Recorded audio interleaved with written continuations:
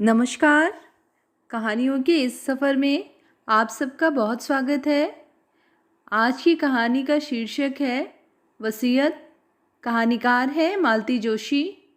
कहानी शुरू करने से पहले मेरा आप सबसे विनम्र निवेदन है, यदि मेरे द्वारा सुनाई गई कहानियाँ आप सबको पसंद आती हों तो कृपया मेरे चैनल को सब्सक्राइब करें और अपने मित्रों में भी साझा करें। कहानी पसंद आने पर लाइक और कमेंट ज़रूर करें। तो चलिए सुनते हैं कहानी वसीयत। ओंकार सीटी बजाते हुए घर में दाखिल हुआ ही था कि बरामदे में बैठे हरीश को देखकर एकदम सकपका गया। नमस्ते भैया, आज आप घर में कैसे? तुम्हें कोई ऐतराज है? हरीश ने कहा तो ओंकार और भी सहम गया। उसकी हालत देखकर हरीश को हंसी आ गई। कहा, मैं तो खैर अपने घर में बैठा हूं, पर आज आपकी सवारी इधर कैसे? ऐसे ही कभी कभी भाभी से मिलने चला आता हूं। भाभी है ना भीतर? उसने पूछा और उत्तर की प्रतीक्षा न करते हुए सीधे भीतर चला गया। भीतर वाले उसारे में माँ बेटी दोनों मिल गईं। ओंकार वही पास में बैठ गया। बोला, भाभी जी, बड़े भैया के पास कौन सी गाड़ी है? सेंट्रो। क्यों? नीली वाली थी ना? पर आजकल वहां एक लाल गाड़ी खड़ी रहती है, खूब बड़ी सी। अपने छोटे भैया को जाकर बताओ। बेचारी भाभी कहते उनका मुंह नहीं सूखता, और बेचारी भाभी दो दो गाड़ियां रखे हैं। चुप करो अम्मा, पता है ना वह आज घर में है। हाँ तो ओंकार, लाल गाड़ी तो है, पर कौन सी? ठीक से देख नहीं पाया भाभी, पास जाते ही कुत्ते भौंकने लगते हैं। फाटक के बाहर खड़ा रहता हूं तब भी। कुत्ते पाल लिए हैं, वह भी दो दो। यहाँ बच्चों को ठीक से दूध नसीब नहीं होता, वहाँ कुत्ते पाले जा रहे हैं, वह भी दो दो। रईसी और कैसी होती है? वह जैसी भी हो नानी जी, अब हम वहाँ नहीं जाएंगे। बड़े जबरा कुत्ता है, हमको चीर डालेंगे। मैं गरीब पे मौत मारा जाऊंगा। 10-10 हजार के इंजेक्शन आते हैं, कहाँ से लगवाऊंगा? अरे बड़े आदमियों के कुत्ते काटते हैं तो कुछ नहीं होता, उनके खुद इंजेक्शन लगे रहते हैं। जो भी हो, अब हम वहां नहीं जाएंगे। कहता हुआ ओमकार उठकर बाहर आ गया। हरीश आराम कुर्सी पर पूर्ववत आंखें मूंद कर लेटे हुए थे, पर उनके कान भीतर की ओर ही लगे थे। ओंकार की आहट पाते ही वे उठ बैठे। ओंकार, तुम बड़े भैया के घर गए थे? कुछ काम था? बेचारा ओंकार बगले झांकने लगा। खिसकने की भी राह न मिली। हरीश लगातार उसकी ओर देख रहे थे। आखिर उसने हिम्मत की और कह दिया, हम कौन अपनी मर्जी से जाबे हैं, हमें वहां नानी जी भेजती हैं। किस लिए? हाल चाल जानने के लिए। तो भाभी जी कुछ चाय वाय पिलाती हैं कि सूखा ही टरका देती हैं? हम भीतर थोड़ी ही जाते हैं, बाहर से ही देख दाख कर आ जाते हैं। बाहर से हालचाल पता चल जाते हैं? मरा डर के मारे भीतर जाता ही नहीं तो कोई क्या करे? अम्मा जी ने एकदम कमरे में अवतरित होते हुए कहा। ओंकार ने अब भागने में ही कुशल समझी। भैया जी, शाम को गया हमें ही लगानी होती है, अब चलेंगे। और उत्तर की प्रतीक्षा किए बिना वह बाहर निकल गया। हरीश अब सास की ओर मुखातिब हुए। ओंकार को आप बंगले पर भेजती हैं? तो क्या करें, उन्होंने दबे स्वर में कहा। तुमने तो वहां जाना ही छोड़ दिया है। अकेली औरत, किसी को तो खोज खबर लेनी चाहिए कि नहीं? हम लोगों के सिवा उसका यहाँ है कौन? खोज खबर ही लेनी थी तो किसी दिन माँ बेटी दोनों चली जाती। जासूसी करने की क्या जरूरत थी? जासूसी? और क्या, आप जो कर रही हैं वह जासूसी ही कहलाती है, हरीश ने कहा। तो अम्मा जी मुंह बिचकाकर भीतर चली गई। हरीश को बड़ा मजा आया। अरसे बाद सास को निरुत्तर करने का मौका मिला था, लेकिन सास को निरुत्तर करने की खुशी ज्यादा देर नहीं रही। एक प्रश्न जो दिमाग में चक्कर काट रहा था उस पर हावी हो गया। बंगले पर नई गाड़ी आ गई है और दो कुत्ते भी। कुत्ते पालना कितना महंगा शौक है, उसे पता है। एक कुत्ते का खर्च 2 आदमियों की खुराक के बराबर आता है। फिर उनकी साज संभाल के लिए नौकर चाकर भी तो चाहिए। यह काम भाभी के बस का तो है नहीं। फिर पिछले 6 महीनों से उसने वहां का रुख नहीं किया है। वैसी कसम ही खा ली थी। पर इस बीच क्या इतनी बड़ी उथल पुथल हो सकती है? शालिनी और उसकी माँ दबी जबान से कुछ कुछ कहती रहती हैं। क्या वह सही है? 6 महीना पहले शुभम का रिजल्ट लेकर गया था। सोचा था भाभी से कहूंगा कि भैया का बहुत मन था कि शुभम इंजीनियर बने। अब उनका सपना आप ही को पूरा करना है। घर से खूब अच्छी रिहर्सल करके गया था, पर वहाँ माहौल ऐसा बिगड़ा कि कुछ कहना संभव ही न हुआ। या नहीं कि वहाँ स्वागत नहीं हुआ, स्वागत तो खूब अच्छे से हुआ। उन्होंने शुभम को बधाई भी दी, उसके लिए आशीर्वाद स्वरूप 500 का नोट भी लिफाफे में डाल कर दिया। चाय नाश्ता भी करवाया, पर सब कुछ ठंडा ठंडा सा था। उनमें संबंधों की ऊष्मा नहीं थी। वैसे भी उनसे सुसंवाद कभी था ही नहीं। पर भैया के रहते ये बातें सतह पर नहीं आई थीं। अब जैसे सब कुछ सामने आ गया। चाय के बाद वह शुभम को लेकर भैया के सपने की बात कहने ही जा रहा था कि भाभी ने कहा, चलो अच्छा हुआ, शुभम के रिजल्ट के बहाने ही सही तुम आए तो, नहीं तो तेरे ही के बाद तो तुम यहाँ का रास्ता ही भूल गए थे। जानते तो थे कि इस घर का एकमात्र कमाऊ सदस्य अब नहीं रहा। फिर एक आध बार आकर देखना तो था कि भाभी कैसी हैं, किस हाल में हैं। हरीश का सिर शर्म से झुक गया। वह अपनी सफाई में कुछ कहना ही चाहता था कि भाभी बोली, तुम्हें शायद डर लगा होगा कि भाभी कुछ मांग न ले। ठीक है ना, मैं तुमसे क्या मांगती हरीश, जिसने पिता समान भाई की अंत्येष्टि के लिए भी दूसरों के सामने हाथ फैलाया था, उससे मैं क्या मांगती और मुझे वह क्या दे देता। सॉरी भाभी, पर उस समय हाथ सचमुच बहुत तंग था, उसने घुटी सी आवाज में कहा। हाथ तो तंग होना ही था, तुम्हारी एटीएम मशीन जो बीमार पड़ी थी, समस्या वही सहलाते आ रहे थे। बच्चों की फीस हो या साल भर का अनाज हो, सर्दियों के कपड़े हो या छुट्टियों की प्लानिंग हो, सब कुछ वे ही तो करते थे। उन्हीं बातों को याद करके तुम अपने भाई के लिए लकड़ी ही खरीद लेते तो मुझे अच्छा लगता। दोस्तों से उधारी की बात तुमने मुझसे बाद में कही, इससे अच्छा था मुझसे ही मांग लेते। बाहर वालों के सामने उस राजा आदमी की बेइज्जती तो ना होती। इस कड़वे प्रसंग के बाद शुभम के लिए कुछ कहने का सवाल ही नहीं था। अब यह देरी कभी न चढ़ने का प्रण करके वह बाहर चला आया। बाद में पछतावा भी हुआ कि वह 500 रुपये का लिफाफा वहीं क्यों नहीं फेंक दिया। वैसे भी भाभी के लिए मन में पहले दिन से ही एक पूर्वाग्रह था। समझ लिया था कि वे उन लोगों का सुख चैन छीनने आई हैं। भैया के आश्रय में जो एक आश्वस्ति थी, संभावनाएं थीं, वह एकदम धूमिल होती दिखाई दी। इस घर में आने से पहले ही वे खलनायिका बन गई थी। पहली वाली भाभी जब 2 साल की लंबी बीमारी झेल कर भगवान को प्यारी हो गई तो भैया एकदम टूट से गए थे। साल भर एकदम गुमसुम थे, भीत राग बने रहे। फिर इस अवसाद से उबरने के लिए उन्होंने अपने आप को काम में झोंक दिया। दुगने जोश से साल भर में ही घर की काया पलट हो गई। हर तरफ जैसे सोना बरसने लगा। हरीश ने ठाठ से अपनी पढ़ाई पूरी की। धूमधाम से उसकी शादी हुई। माँ का मरण त्योहार भी शान से मनाया गया। बच्चों के जन्मोत्सव पड़ोसियों की ईर्ष्या का कारण बने। फिर सुना कि भैया शहर के बाहर एक बंगला खरीद रहे हैं, तो घर भर में एक खुशी की लहर दौड़ गई। सब लोग बंगले में रहने के सपने देखने लगे।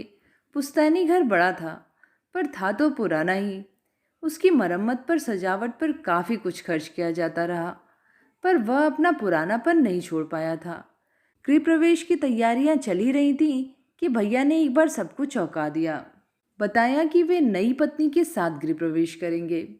पुश्तैनी मकान उन्होंने अत्यंत उदार अंतःकरण से हरीश के नाम कर दिया।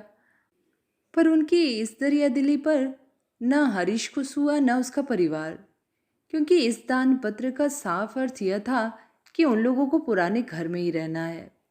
सारे सपने धराशायी हो गए थे। आने वाले के प्रति मन कड़वाहट से भर गया था, क्योंकि उन्होंने सबका हक छीनने का जघन्य अपराध किया था। शाम को घूमने जाने के बहाने वह घर से निकल गया और सीधे बंगले पर पहुंचा। उसने गेट के पास स्कूटर रोकी ही थी कि कुत्तों ने सम्मिलित स्वर में भौंकना शुरू कर दिया। अंधेरे में कुछ नजर नहीं आ रहा था, पर वे शायद बरामदे की जाली में बंद थे। भीतर जाना कितना निरापद है, इस पर वह विचार ही कर रहा था कि एक बलिष्ठ हाथ उसकी गर्दन पर पड़ा। उतनी ठंड में भी उसके पसीने छूट गए। मुड़कर देखा, हाथों का मालिक भी उतना ही बलिष्ठ था और उसे आग्नेय नेत्रों से घूर रहा था। हेलो मिस्टर, दूसरों के घर में ताक झांक करते शर्म नहीं आती? ये दूसरों का घर नहीं है, मेरे भाई का घर है, उसने हिम्मत बटोरते हुए कहा। कौन भाई? उसने भैया का नाम बताया। वे तो अब नहीं हैं, पर भाभी तो हैं, मैं उनसे ही मिलने आया हूँ। भाभी भी अब यहाँ नहीं रहती, यह बंगला अब मैंने खरीद लिया है। क्या बात करते हैं? दिन में आना, पेपर्स दिखा दूंगा, उन्होंने दबंग आवाज में कहा। लुटा पिटा सा अपनी जान छुड़ाकर हरीश वहां से चला आया। बाद में ध्यान आया कि भाभी के बारे में तो पूछा ही नहीं कि वे कहाँ गई, पर अचानक पकड़े जाने के कारण उसकी सिट्टी पिट्टी गुम हो गई थी। उसे कुछ होश ही नहीं रहा। रात भर उसे नींद नहीं आई। शालिनी से बात करना चाहता था, पर हिम्मत नहीं पड़ी। जानता था अम्मा जी हमेशा कान लगाए रहती हैं। सासू माँ की निरंतर उपस्थिति उसे पहली बार खली। इकलौती कन्या से शादी करते समय केवल प्रॉपर्टी का ध्यान था। यह नहीं पता था कि दहेज में अम्मा जी भी साथ चली आएंगी। आई हैं तो चुपचाप बनी रहें, पर नहीं, हर घड़ी अपनी उपस्थिति दर्ज कराती रहेंगी। भैया तो पीठ पीछे उन्हें ललिता पवार ही कहते थे। शायद उनके आने के कारण ही दूसरी शादी के बाद उन्होंने अलग घर बनाने की सोची हो। बड़े भैया की इस शादी पर सबसे ज़्यादा वक्र दृष्टि अम्मा जी की ही थी। शादी के बाद भाभी के यहाँ 2 बार उम्मीद जगी थी, पर हर बार खुशियाँ आधे रास्ते से लौट गई थीं और शालिनी ने इसका श्रेय अपनी माँ को दिया था। तब से हरीश को उनसे डर सा लगने लगा था। क्या भाभी इस राज को जानती हैं? क्योंकि उसके बाद से ही उनके व्यवहार में एक ठंडापन सा आ गया था। शादी के इन 15 सालों में वे मन से किसी से जुड़ ही नहीं पाई। उन्हें घमंडी करार दे दिया गया, पर दूसरा पक्ष भी तो कम दोषी नहीं था। उसने इस खाई को पाटने की कभी कोशिश ही नहीं की। दूसरे दिन सुबह सुबह वह मुंशी बाल मुकुंद जी के घर पहुंच गया। देर होने से उनके काम पर निकल जाने का डर था। भैया के बाद कई वकीलों ने उन्हें हाथों हाथ ले लिया था। ऐसे कर्मठ और कुशल लोग आजकल मिलते कहाँ हैं। भैया का कोई काम या संदेश लेकर इस घर में कई बार आया है। हर बार उसका ललक से स्वागत हुआ है, पर इस बार मुंशी जी का व्यवहार बड़ा रूखा लगा। दरवाजा उन्होंने ही खोला था। वही खड़े खड़े पूछ लिया, बोलो? बोलिए भी नहीं। एक क्षण को वह अप्रतिभ तो हुआ, पर उसने दूसरे ही क्षण हठधर्मिता के साथ कहा, आपने कुछ बात करनी थी, भीतर आ सकता हूँ? अब मजबूरन मुंशी जी को रास्ता छोड़ना पड़ा। हरीश भीतर आकर बैठ गया। बैठक का कमरा उसे बदला बदला सा लगा, बदला बदला सा और परिचित सा भी। हाँ बोलो, मुंशी जी ने उसे चिताया। वह व्यवस्थित हुआ और बोला, मैंने सुना है भाभी ने बंगला बेच दिया है। हाँ ठीक सुना है, 15 दिन पहले ही डील हुई है। हमें हवा तक लगने नहीं दी। मुंशी जी चुप बने रहे। हमारी रजामंदी की ज़रूरत भी नहीं समझी गई। ये कोई पुश्तैनी प्रॉपर्टी तो थी नहीं कि सबकी रजामंदी की ज़रूरत होती। वकील साहब की पर्सनल प्रॉपर्टी थी, वे उसे बेचना चाहे बेच दें, दान में देना चाहे दे दें। उन्होंने बंगला पत्नी के नाम कर दिया था। वे ही लीगल या नेचुरल वारिश भी थी। उन्होंने बंगला बेच दिया बस। और सामान का क्या हुआ? बेच दिया। वैसे भी इतना सारा सामान कहाँ ले जाती, कहाँ रखती, इसलिए ज़रूरत भर का रखकर सब बेच दिया। अच्छा सामान था, हाथों हाथ बिक गया। किसने लिया? दोस्तों ने, पड़ोसियों ने, परिचितों ने। जैसे हमने यह सोफ़ा सेट ले लिया, 2 पलंग और एक अलमारी भी ले ली। तभी हरीश को यहाँ कुछ पहचाना पहचाना सा लग रहा था। हमसे भी तो पूछ सकते थे। उसने तड़प कर कहा। तुमसे पैसे तो नहीं मांग सकती थी ना, इसीलिए नहीं पूछा। इसीलिए तुमने नहीं पूछा। उन्हें पैसे की ज़रूरत थी, तभी तो घर बेचना पड़ा। इतना बड़ा घर मेंटेन करना मजाक थोड़ी ही है। और तुम तो जानते हो तुम्हारे भाई कैसे शाखर्ष थे। बचत के नाम पर शून्य ही था। आखिर बची हुई जिंदगी भी गुजारती कैसे? बरसी तक तो रुक ही सकती थी, ऐसी भी क्या जल्दी थी? जल्दी सामने वाली पार्टी को थी। उनकी ज्योतिषी ने मुहूर्त निकाल दिया था। फिर जब जाना ही था तो आज क्या और कल क्या। भाभी अब कहाँ हैं? अपने भाई के पास? कल आना, उनसे पूछकर ही बता पाऊंगा। मतलब कि यह आदमी भैया के जाने के बाद भी अपना ईमान बनाए हुए है।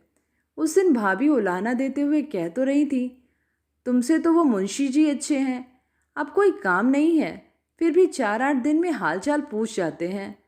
उसे आशा तो नहीं थी, पर मुंशी जी ने दूसरे ही दिन फ़ोन करके पता दे दिया था। नासिक के पास कोई जगह थी। ऑफिस के टूर का बहाना बनाकर वह चल पड़ा था। घर पर बताने की हिम्मत नहीं हुई। सच बात जानते ही एक विस्फोट सा हो जाता। जो कुछ हुआ उसमें 100% उसका दोष बताया जाता। उसकी अकर्मण्यता को कोसा जाता। मुंशी जी ने पता ठीक ठाक दिया था। ढूंढने में ज़्यादा परेशानी नहीं हुई। शहर से बाहर एक कंपाउंड में 2 हाउसेस की लंबी कतार थी। गेट पर नाम लिखा था, विश्रांति। नंबर उसके पास था ही, इसीलिए घर भी तुरंत मिल गया। 1 रूम किचन का एक छोटा सा घर था। इतने बड़े बंगले में सालों रहने के बाद भाभी यहाँ कैसे गुजारा करती होंगी, उसने सोचा। भाभी ने बड़ी ही निर्मल निश्चल हंसी के साथ उसका स्वागत किया था। सारे ताने उलाहने उस हंसी में तिरोहित हो गए थे। उतना ही कहा, इतनी सी जगह में आप गुजारा कैसे कर लेते हो? वे पूर्ववत हंसकर बोली, हरीश, आदमी को बस इतनी सी जगह ही दरकार होती है। हम बेवजह फैलारा कर देते हैं, ज़रूरत से ज़्यादा सामान इकट्ठा कर लेते हैं, फिर अपने से ज़्यादा उस कबाड़ की साज संभाल में लग जाते हैं। भाभी की तो भाषा ही बदल गई है। फिर भी उसने अपने मन का कांटा निकाल ही दिया। आपने घर बेच दिया? कम से कम भैया की बरसी तो उस घर में होने दी होती। मरने के बाद क्या फ़र्क पड़ता है कि बरसी कहाँ हो रही है? वैसे भी जो कुछ करना है तुम ही को करना है, तो बरसी बाप दादाओं के घर में ही हो जाने दो। आप आओगी तो? मेरा तो उसमें कोई रोल ही नहीं है। मैंने अपनी तरफ से एक अनाथ आश्रम में पैसे जमा कर दिए हैं। हर साल उस तिथि पर आश्रम के बच्चों को अपनी ओर से भोजन मिलेगा। तुम भी जब तक बने श्राद्ध करते रहना, नहीं तो एक बार गया जाकर पिंडदान कराना, फिर कुछ करना नहीं पड़ता। भाभी ने चाय बनाई, नाश्ता करवाया। वही सलीका, वही आभिजात्य। जगह छोटी होने से उसमें कोई अंतर नहीं आया। वह चलने लगा तो बोली, तुम आए बहुत अच्छा लगा, आते रहना।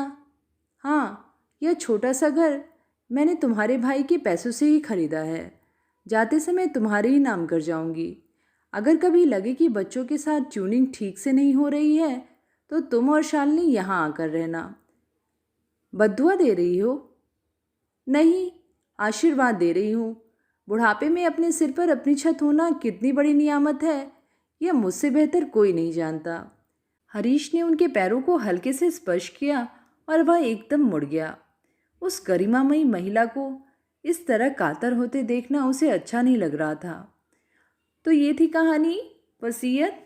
कहानी आप सबको कैसी लगी नीचे कमेंट में लिख के ज़रूर बताइएगा। फिर मिलेंगे एक नई कहानी के साथ। धन्यवाद।